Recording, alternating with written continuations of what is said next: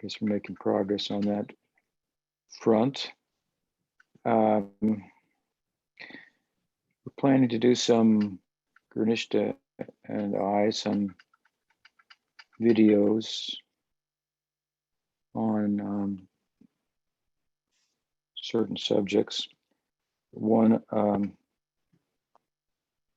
of them being there's a controversy in the ISKCON society as to whether or not it's appropriate or scripturally correct or spiritually correct, whatever, for women, Vaishnavis, to be gurus. Apparently, some people think strongly that that's a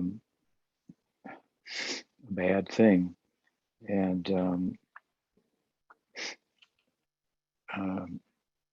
recently it was debated on Namras's podcast. So the fellow who was sexist, I would say, marshaled a lot of quotations from the scripture to support his position, but it's clear that he doesn't understand the quotations and the implications of them, and is unfamiliar with the commentaries, and is propagating, unbeknownst to him, what Rupa Goswami would refer to as bhakti covered by karma. So we're going to do a little presentation on that. I think that will be appreciated by the community. So it's something we're working on, and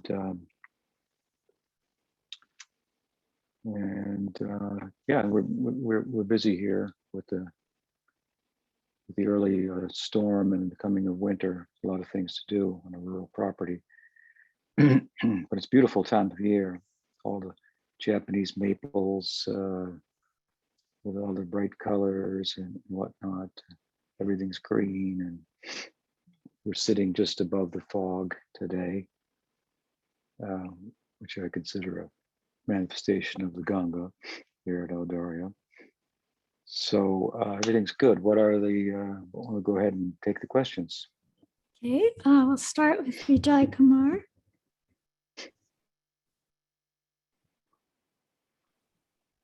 Okay. Vijay? It's up there, but I don't see him unmuting. Vijay, you're muted still. There you are. Okay. Unmute. How's that? No, you're Can good. you hear me now? Oh, Yeah. I'm sorry. Okay. I'd already asked my question. But oh, Dhanyavads, and I'm glad you're enjoying yourself in Adoria. We know Radha is bequeathed to another and marries. Who is he, and what role does he play in the drama? I get him mixed up with Shishupal and Rukmini being stolen for Krishna. But who did Yes. Radha marry? And what role does he play? I couldn't find anything. The husband of Radha is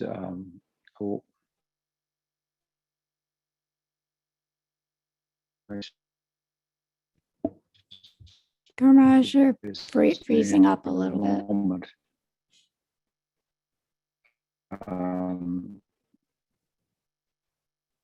But we're going to. We didn't Hello? hear. Yeah, can you? Yeah. Gurmaraj, you're not. Can you hear me now? Yes, but you were freezing on and off, so I don't know if you can adjust anything. There's nothing I can adjust. It's the status of our internet. It's a little bit less speedy than desired, I suppose. But you can hear me now, right? Yeah. So maybe everyone should turn off their videos if you can. That might help with the connection. Okay.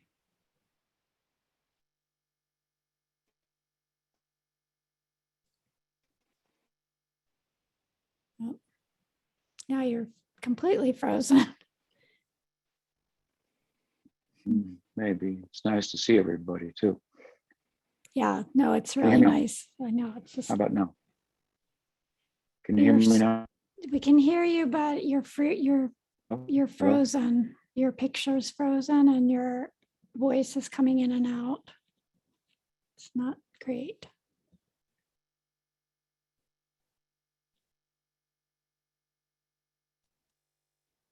Yeah, we can't hear anything you're saying now. I don't think he's saying anything. He's muted. Now can you hear me? Here we go. Yeah, There we go. that's good. Yeah. Very good. Yeah, the husband of Radharani, I think he's named Abhimanyu. And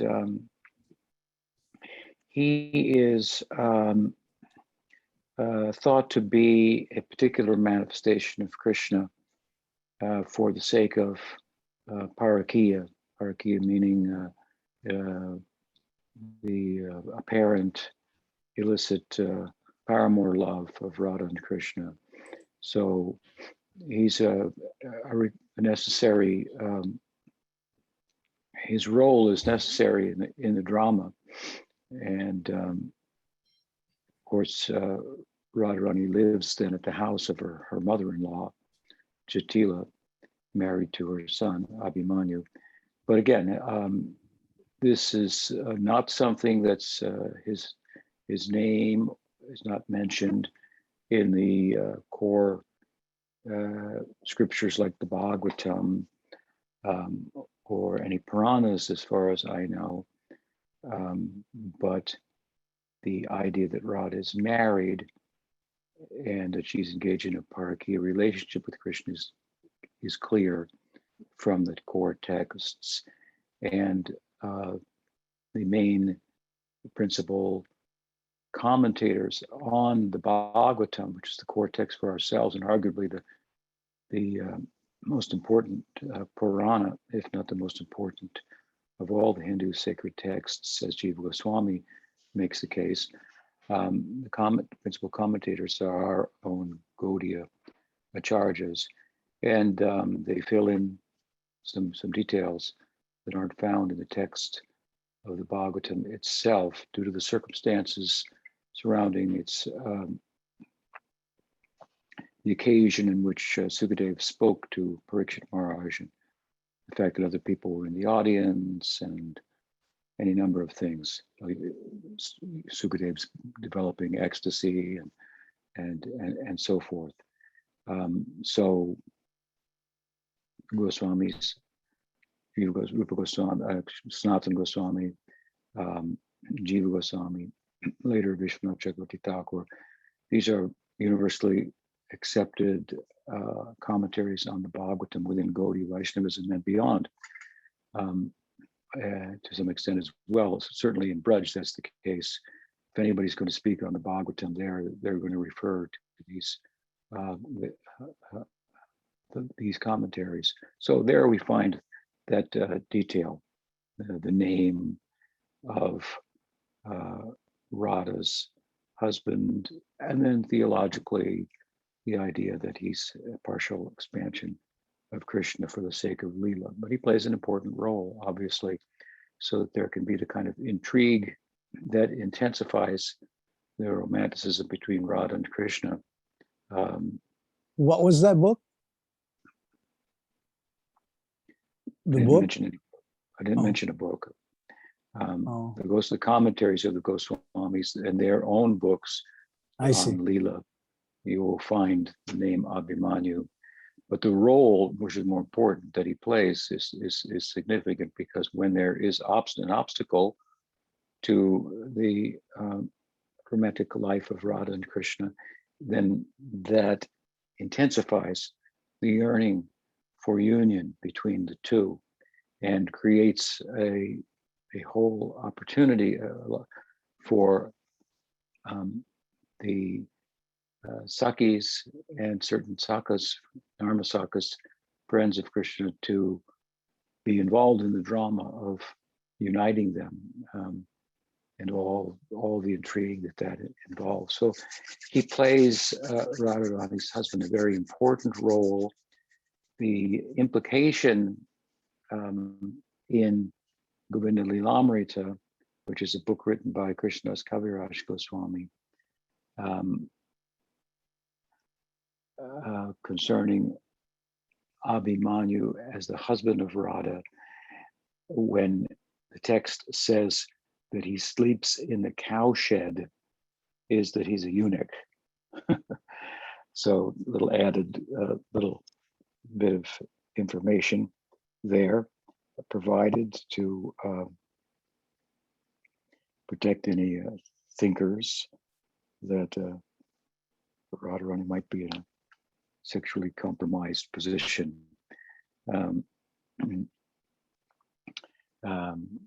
I should mention, using the word sexual, that I was once asked, is there any real, quote unquote, sex life in Braj, in the Krishna lila? And I replied that no, you don't understand, there's no real sex life in the material world. So that is the answer to your question. I hope that helps.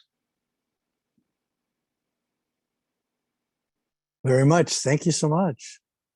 Okay. Okay, our next question is in the chat, and I'll read it to you from Sham Das in Argentina. He's asking a question regarding the Brhad-bhagavatamrta, verse 99. Those who believe that these stories are myths become criminals and are thrown into a terrible hell. Srila Sanatana Goswami quotes the Naradiya Purana, O best of Brahmins, suffer in hell those who claim that the stories of the Puranas, which teach the path of religion, are myths. While I understand that the vision and conception of the world in the eyes of the Prema Bhakta is this, due to his attachment for Krishna and not being able to conceive of anything else outside of him, I would like to know your opinion about these quotes and how a devotee should take them in order not to enter into fanaticism or belittle other religious practitioners or people who have their doubts about these statements. I don't recall that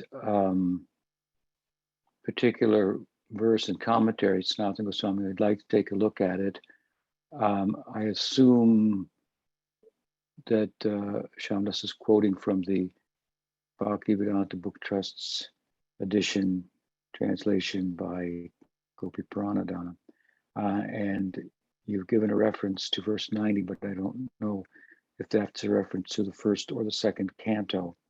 The first canto involving Narada's search for the highest devotee, and the second canto involving Gopakumar's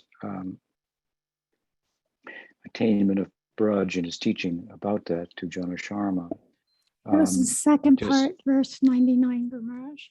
Okay, second canto, verse 99, yeah. Not 90, okay.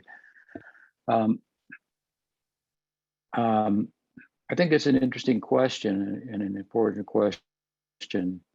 And I think that there are a number of ways to think about it. And I think that Shamdas, who asked the question, is wise to underscore in his question a couple of things. One, what is the vision of one who's living in the texts, so to speak, and that compared to other visions, others who have not arrived at that stage, if you will, and also what are the time and circumstances. It's interesting in that regard that, that apparently Sanatana Goswami was aware that some persons thought of the Puranic stories as such. While that might be a popular way of thinking about them in today's world, certainly in academia, also in neo-Advaitin circles, it certainly didn't seem to be the case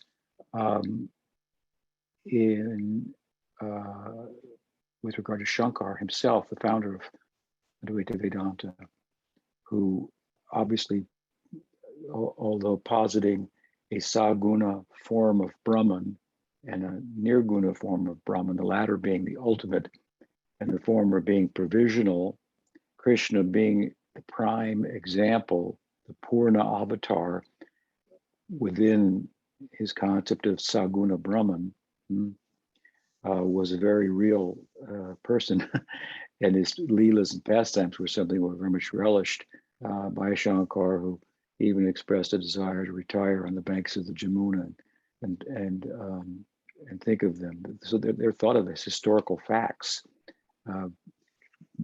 by Shankar, and the ancient participants in the Advaita Vedanta compared to the Neo-Vedantins of our time.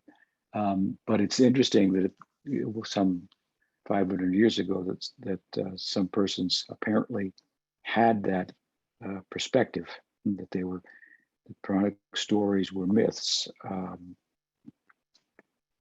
I wonder who Sanatan is referring to. We don't know, but we know today, like I say, any number of people. Now that said, also, it's not clear exactly what stories he's talking about in the Puranas. There are any number of stories. Some of them deal with Krishna lila. Many of them don't. And then amongst all the Puranas, we look at them in relation to Srimad Bhagavatam. And if something is said in one Purana that contradicts the Bhagavatam, well, we don't give preference, I should say, to the Bhagavatam's narrative and perspective. Puranas are written for people in different modes of nature, as Jiva Goswami has explained. So there's obviously some relativity to them.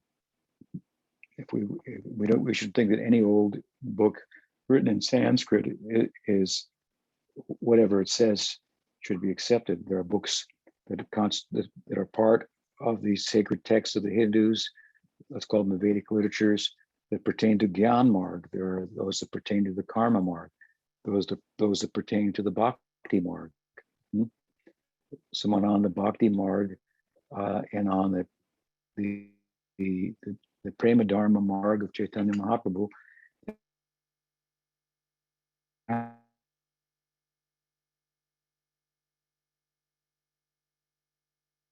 pay attention to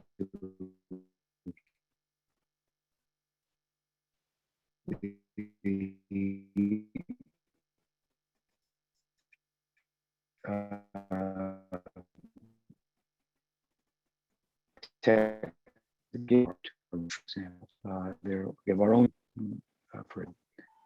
we have our own. So there's a measure of.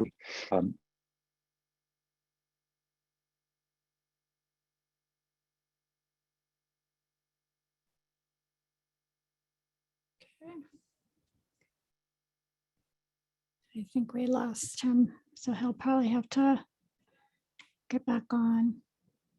Oh, there he is.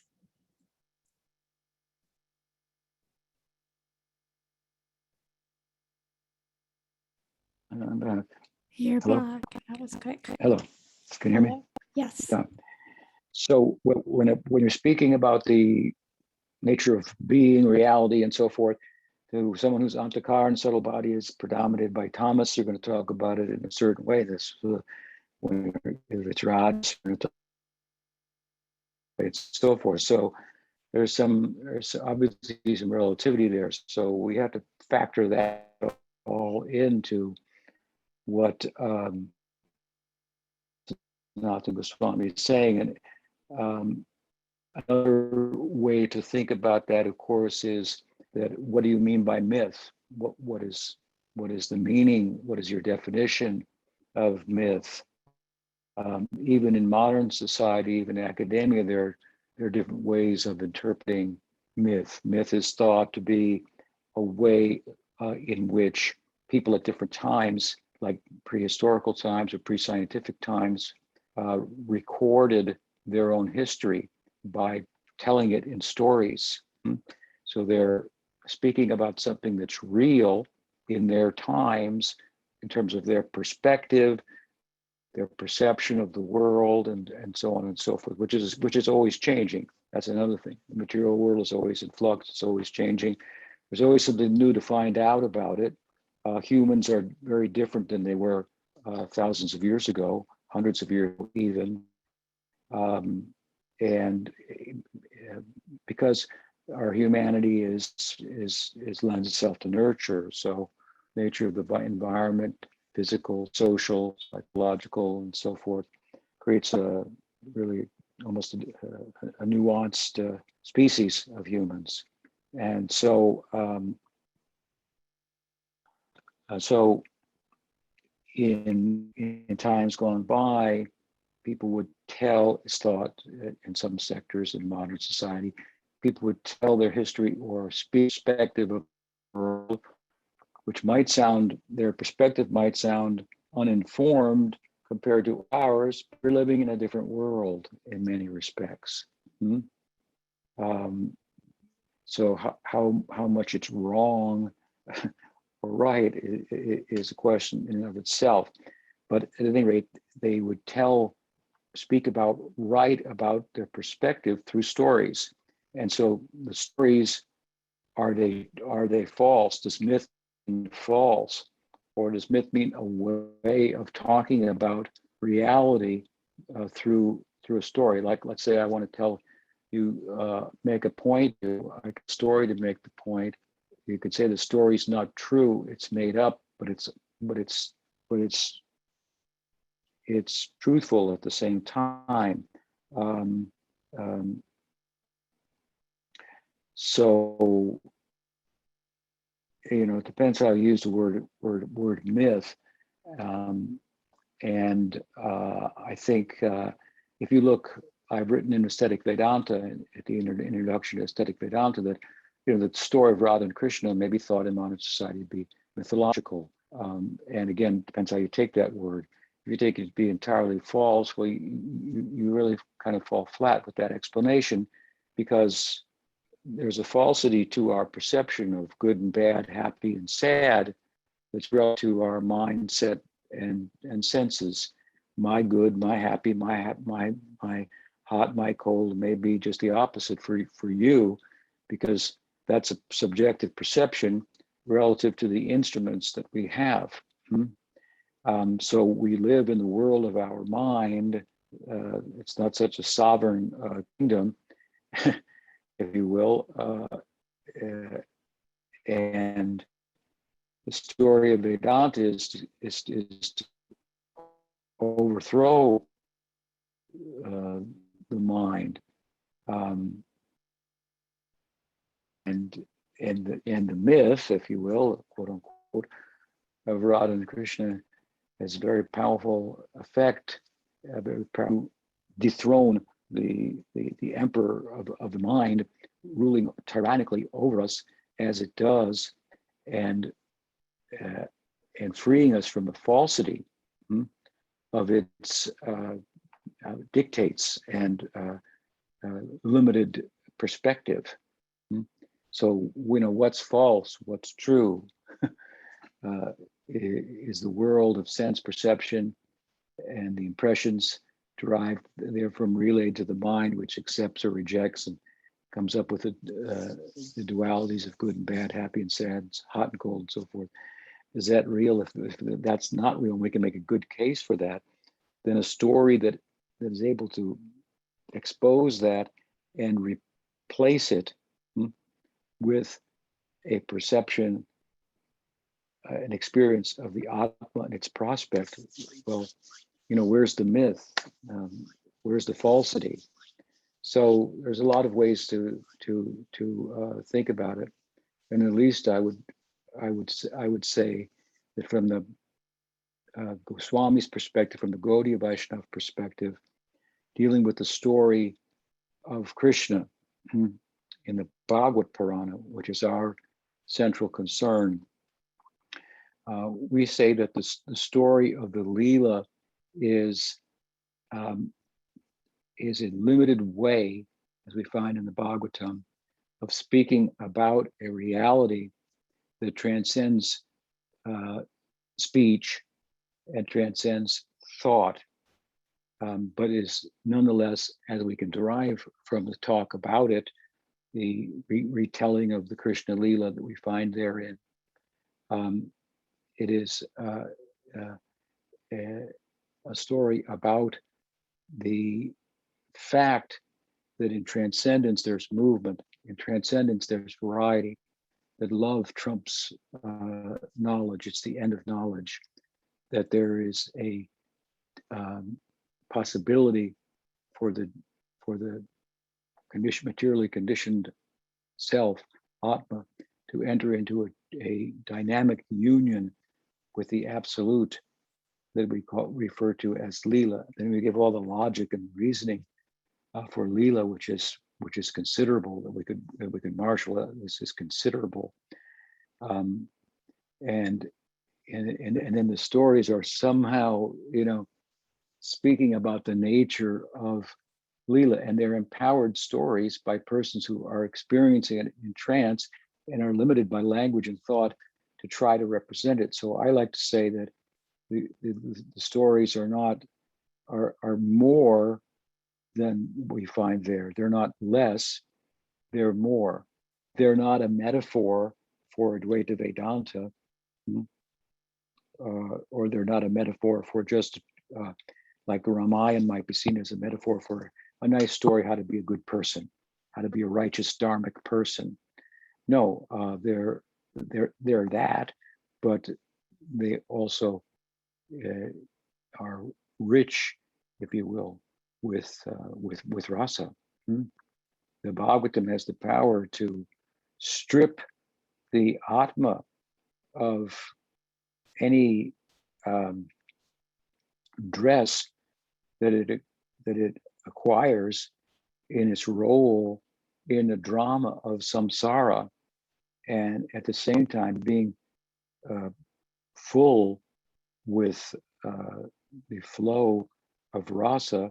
It has the capacity to inundate at the same time us with that flow, and then give us a role in the drama of Krishna lila. So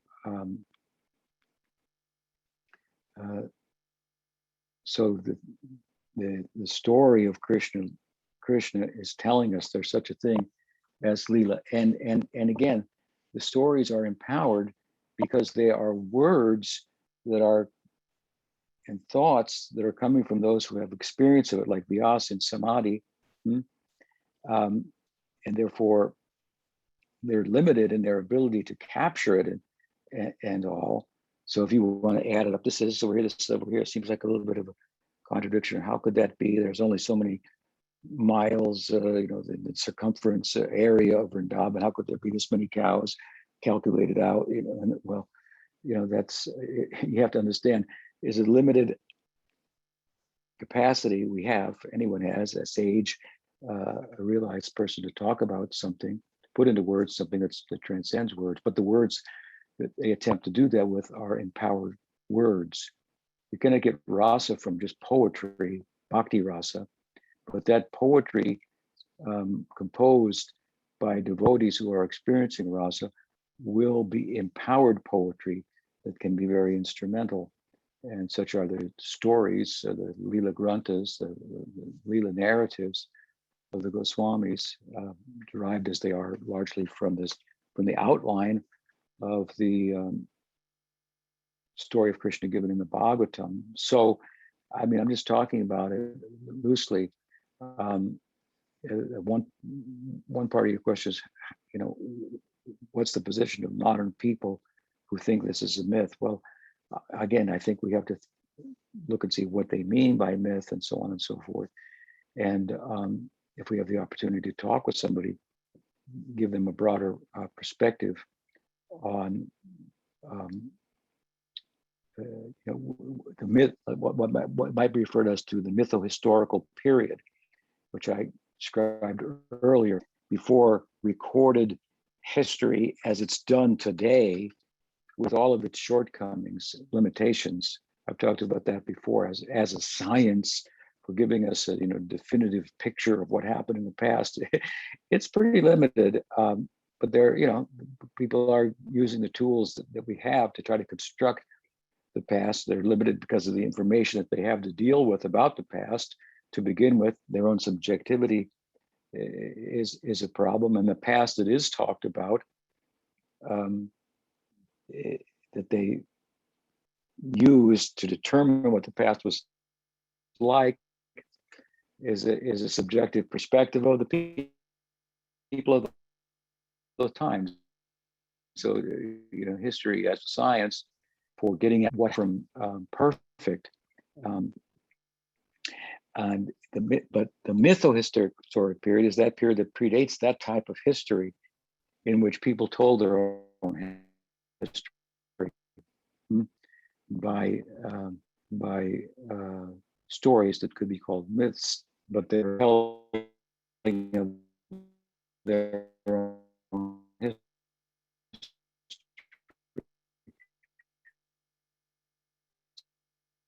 So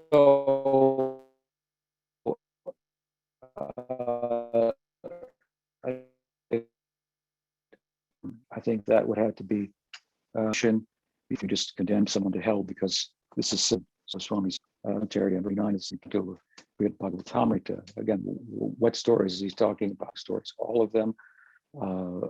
He doesn't say necessarily. I'd have to look at the commentary. Those are some of my thoughts. I would not be quick to condemn somebody.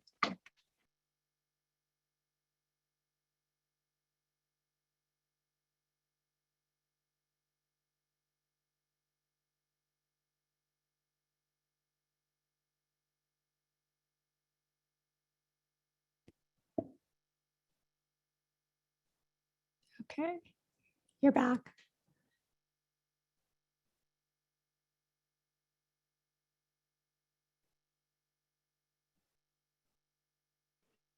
Yeah, must be the weather. I would try to explain the concept of lila, philosophically speaking, theologically speaking.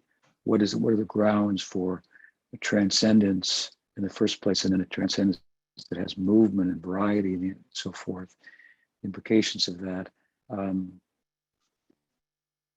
kind of start there and describe the stories, the myths, quote unquote, of the Bhagavatam regarding Krishna lila in particular, to be speaking about that possibility, which has a lot of intellectual integrity then to it. Now, if there's a follow-up on that, I'd be willing to entertain it. Otherwise, we could take another question.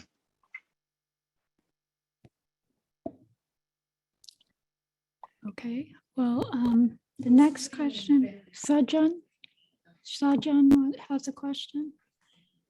Yes, thank you, Didi. Dandavad Maharaj. So We're not hearing you, Sajan. Oh boy.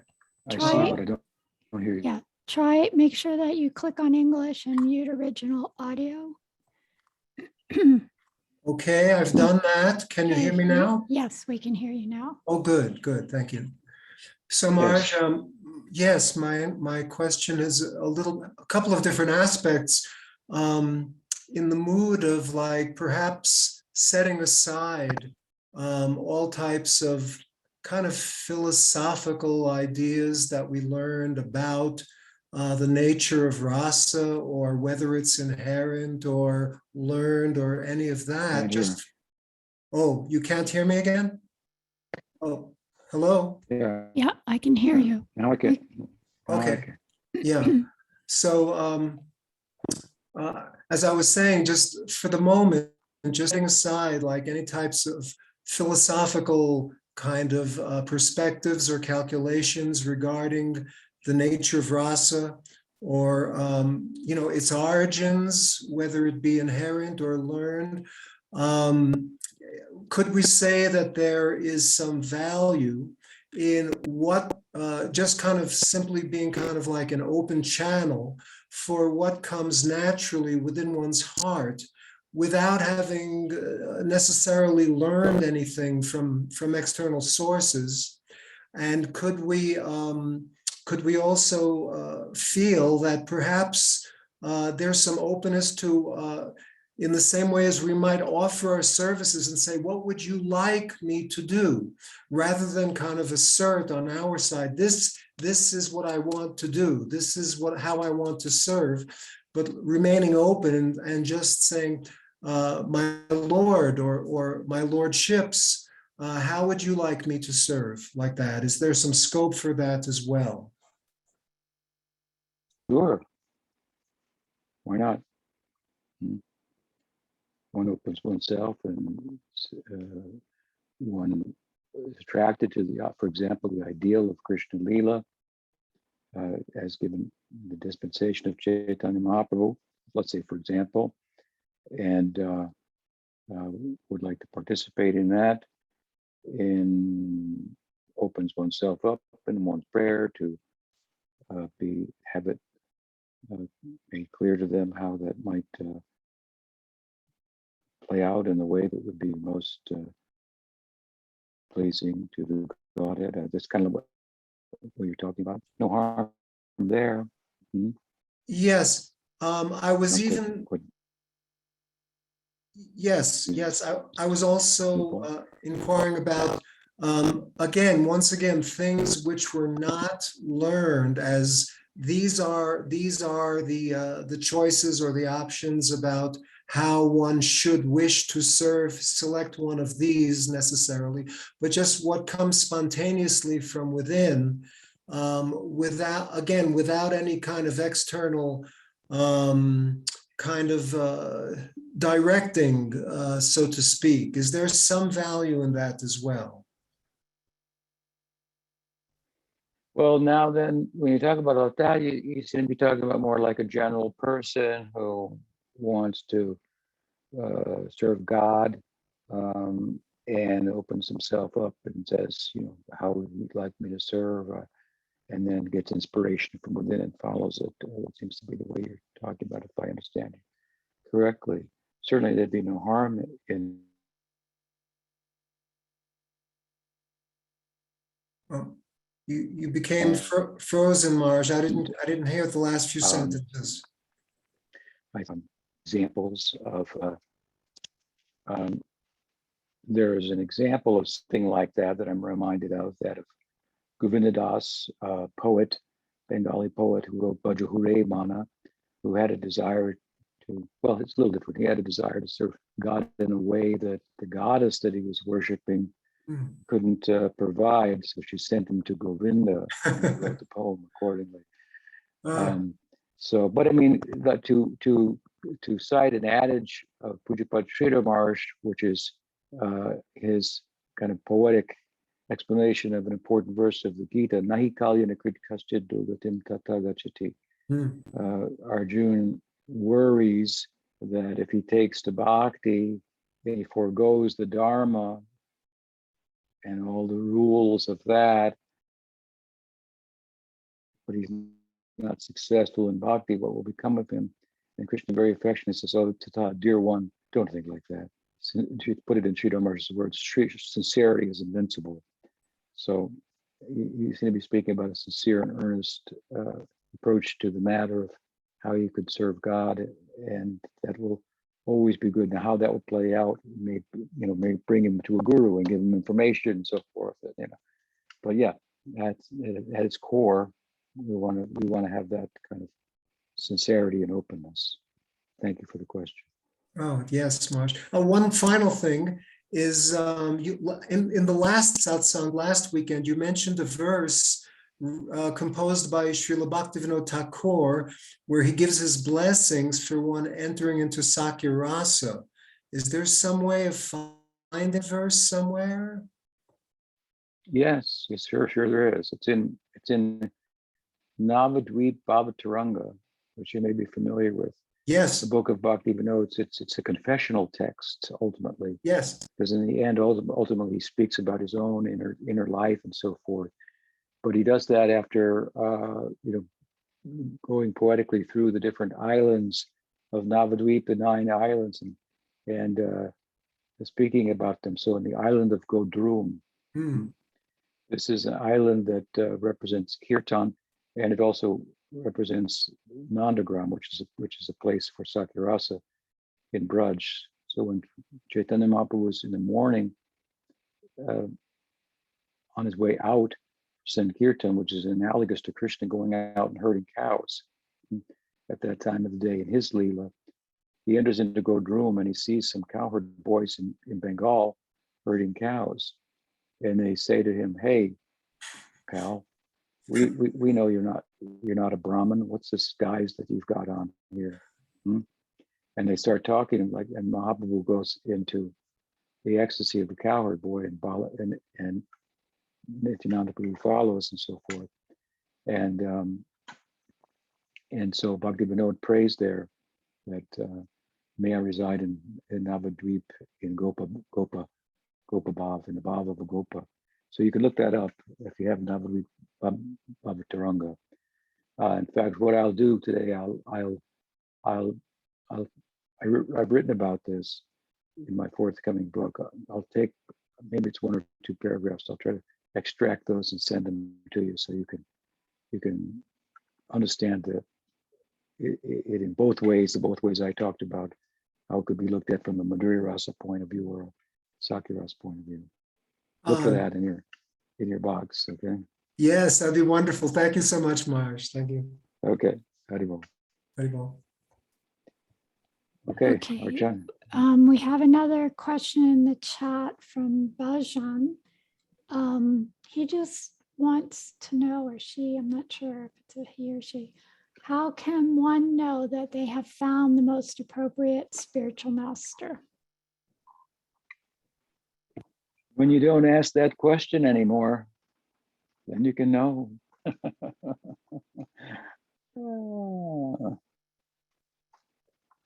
The Guru speaks in such a way, our Guru speaks in such a way that really touches our heart. And we feel as though, yes, I feel like that. I wish I wanted to say something like that, but I couldn't articulate. But that's it, right? Something like that. So he or she is not an artificial imposition or a lawful ruler, but our own heart's prospect coming before us. And what he or she says, the way they speak, the way he or she conducts himself or herself, the Guru, that resonates with our own sensibilities. So Guru Vakya, Guru, what is it? Guru Vakya, Guru Mukha, Padma Vakya, Chitte Koryaike. So also it said, Sadhu Shastra Guru Vakya Chitte Koryaike. So we follow Sadhu, Shastra, Guru Vakya, the words of the Guru, Chitte Koryaike. You have 3 things here. You have the Sadhu, you have the Shastra, you have the words of the Guru, and you have your own heart. Chitte Koryaike. You want to, in one sense it said, you want to make the words of the Guru, the Shastra, and the Sadhu one with your heart. Another way of translating it is those 3 things have to forge a oneness with your own heart. And then you don't feel them to be external.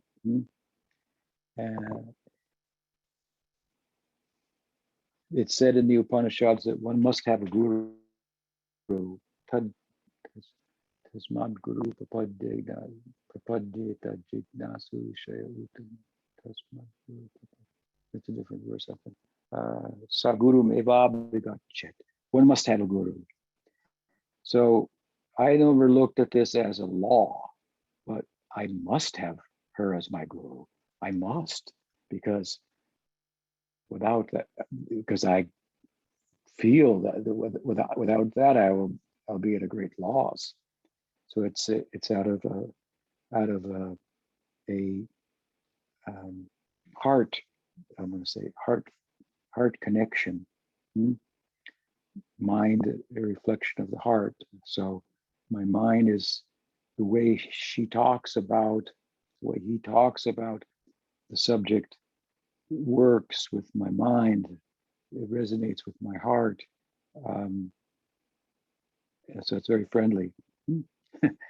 So now, the unfortunate thing is that sometimes we have that feeling, but still we hesitate.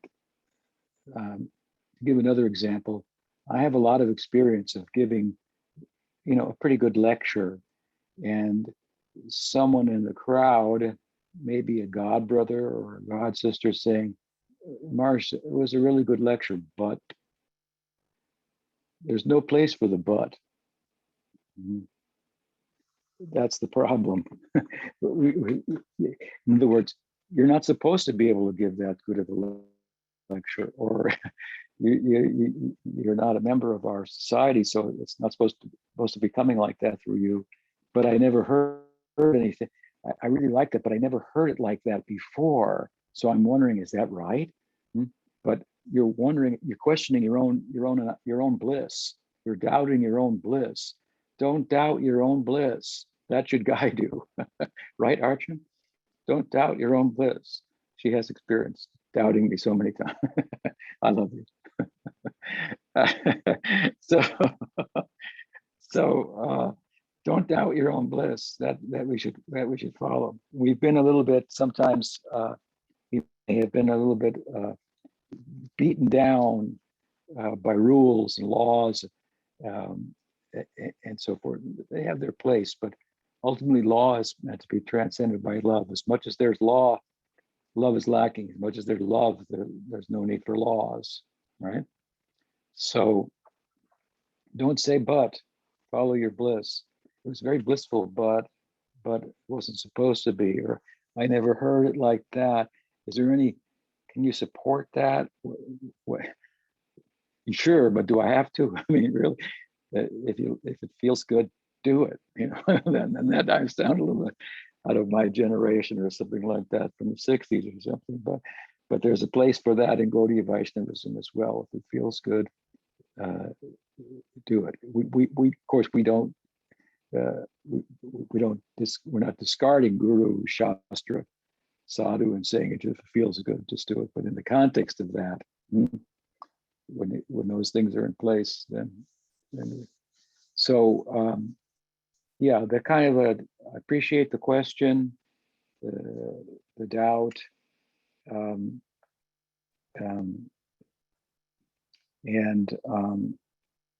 it's also possible we may have more than one guru in our life, where we feel that at some point early, and then later we're in a situation where another installment of bhakti is made available to us through another guru figure. That's also possible. I mean, many of us have that experience. I'm a Siksha guru for many devotees. There's some of my god brothers and god sisters, and for disciples of other persons, and so on and so forth. I have a Siksha guru in Pujapat Sriram Maharaj, and so forth. So it's possible we may have had that feeling at an early stage about someone who helped us to a certain point, and then from there,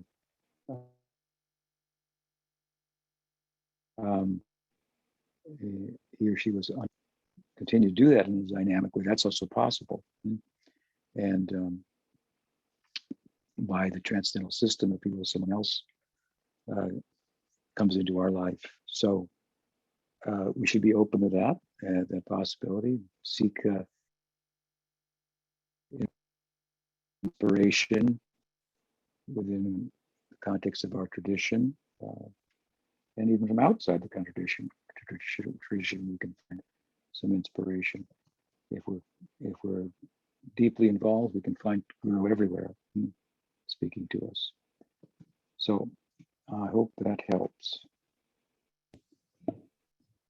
Helped me. Thank you for that personal instruction.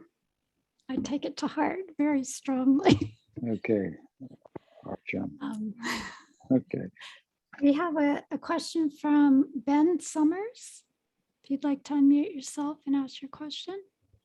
Hare Krishna and pranams. Thank you for the opportunity to ask a question today. This may segue naturally from the last question, as it also relates to overcoming doubts.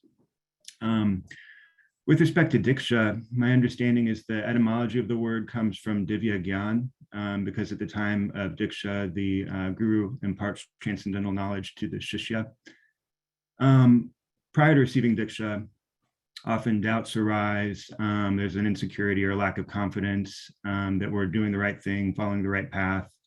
We may be attracted to chanting, to associating with devotees, to studying Shastra, but this feeling of not having received transcendental knowledge or that blessing from a guru may create some disorientation. So maybe if you could offer some practical advice as to how to overcome that doubt and ensure that we're following the right path before we receive diksha. Well, nice to meet you, Ben. You've written to me, and over the years we've got correspondence. Nice to see you, and appreciate your question. I think that there's a strong emphasis on initiation, and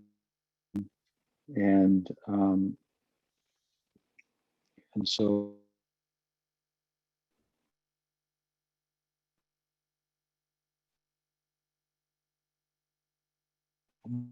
maybe in some kind of a limbo, like here I am, I'm associating, I'm here, where am I at in all of this?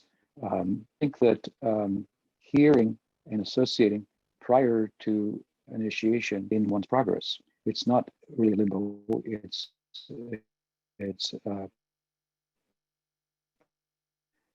part of the ladder of bhakti, if you will, which is ninefold, as articulated by Rupa Goswami in his Brhad-bhagavatamrta, into further states, subjects. Begin, which is Shraddha, which means faith. But there's a precursor even to that. Faith is that animating principle in life. If we believe in something, we have faith in a particular course, we're going to take it. That's why faith, Shraddha, is said to be sattvic in general, even when it plays out as tamasic or rajasic and sattvic relative to the condition of one's antakarna or subtle body. So the subtle body is predominated by tamas, then you're going to have faith that causes you to proceed with actions that are governed by guna, and similarly rajaguna. Conviction, if you will, is sattvic. Therefore, we often say, well, at least he believes in what he's doing. we think that has some virtue. Just to use a common example from English parlance. Now, with regard to bhakti, we're talking about nirguna shraddha, because it's faith in something beyond the gunas, right? And where does it come from? Well, it comes from beyond the gunas in the form of sadhu sangha. So by sadhu sangha with Vaishnavas, their own faith is, I want to say, contagious. So that faith comes within us. Now that enables us to formally tread the path. You could be engaged in bhakti without faith also. Therefore, sometimes faith is not considered a stage. But to tread it systematically, well, you have to have some faith in it. And faith comes from seeing others who practice it, how they think about it, how they conduct themselves, what they say about it, and we find them inspiring and so forth. So that faith again is contagious. We acquire that. Now in the context of the faith we've acquired from sadhu sangha, now we systematically engage in sadhu sangha. So from faith, initial faith, to sadhu sangha, but this sadhu sangha, as opposed to the sadhu sangha that precedes faith, is sadhu sangha with faith, and we're hearing, and we're chanting, we're participating, and so forth. And in that,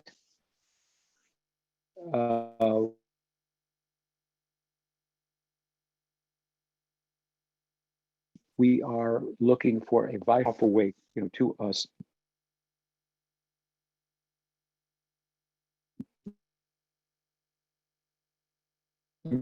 figure from within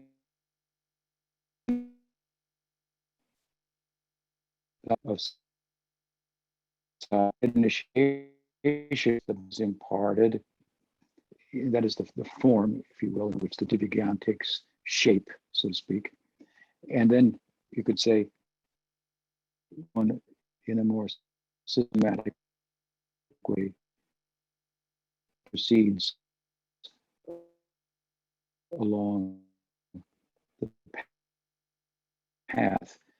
But this stage prior to being initiated stage, and about what a guru is, which or should be, what are the characteristics, what are the qualities, for example, and hearing from different sadhus and so on. So I don't think there's cause to think there's something. Can you all hear me, Rachan? Yes. Yes, you're breaking up a bit, but just we're I don't think there's catching it. cause. I don't think there's good reason to think that in that stage prior to being initiated, something is lacking. It's a tangible stage on the ladder of bhakti, and an important one. And in fact, the more one hears and understands, there may be a period where the guru it's been chosen, so to speak, but the guru waits to see certain things in place, just like tilling a soil is a good idea before you plant the seed. So I think that in that stage, having chosen a guru but not being initiated, one should feel confident that the guru is cultivating the soil of your heart before planting the seed of Divya Gyan and imparting the mantra. So something's going on, tangible in that stage, and especially if the guru, a figure person, has been found, so to speak, which seems to be the case with yourself and regarding me. So there shouldn't be any reason to think I'm doing this, but I don't have Divya Gyan. Divya Gyan is a big word, so it's not that you're without any divine wisdom or knowledge. You're receiving it in the form of explanations, siksha, and so forth. And when you receive it in the form of a mantra, well, that's something specific out of which a relationship with Krishna will arise. So I don't know, does that address your question? Very much. Thanks for your help, Maharaj. Appreciate it. Okay, very good.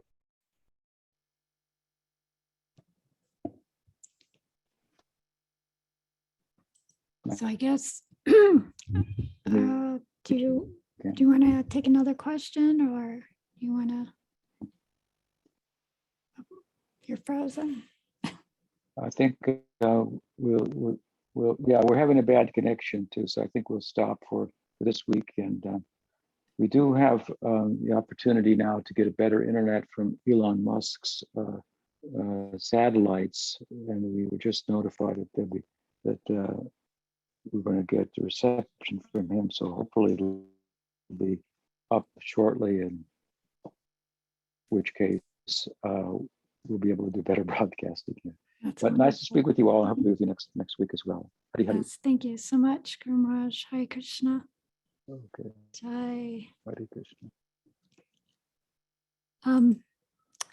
I was going to announce the classes coming up in November, and I just realized that what was sent out in the email yesterday was October's classes, so I don't have November's classes on my phone.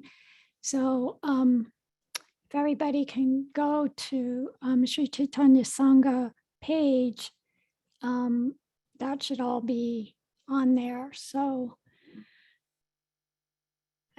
yeah, special classes for November and for Kartik. So I would like to say Hare Krishna to everybody, and thank you so much for joining the call and your participation with your questions. And we'll see everybody soon. Jai. Hare Krishna. Okay, thank you. Haribol. Hare Bo.